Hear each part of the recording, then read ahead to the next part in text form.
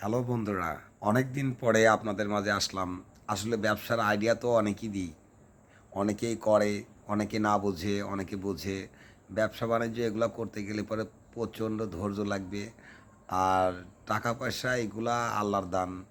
আপনার চেষ্টা করলে আল্লাহ যদি চান তবে আপনাকে অবশ্যই টাকা পয়সা ধন দৌলত সবই দিবে। কিন্তু অতিরিক্ত লোভ আর যে জায়গায় চেষ্টা না করলেই নয় সেখানে চেষ্টা করতেই হয়, আর যেখানে চেষ্টা করলেও কোনো কাজ হবে না সেখানে অযথা চেষ্টা করে সময়টাকে নষ্ট করেন না। আসলে মানুষের সময়ের কিন্তু অনেক মূল্য, অনেক দাম। অযথা সময়টাকে যদি আপনি নষ্ট করে ফেলেন তাহলে ওই সময়টা আর আপনি পাবেন না। যে সময় যখন যে কাজে লাগাতে হয় ওই সময়টা তখন সেই কাজে লাগান।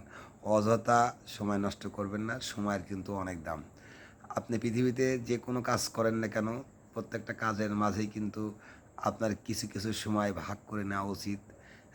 যেমন আপনার পরিবারের জন্য, বন্ধুবান্ধবের জন্য, ছেলে মেয়ের জন্য, স্ত্রী সন্তানদের জন্য বিভিন্ন খাতে বিভিন্ন জায়গায় আপনার সময় প্রয়োজন, ওই সময়গুলো ওইখানে ব্যয় করবেন। অযথা সময়গুলো ব্যয় করলে আসলে ওই সময়টা আপনি ফিরে পাবেন না, আর এর জন্য আপনাকে অনেক কষ্ট করতে হবে। ঠিক আছে ভাইয়া, ভালো থাকবেন।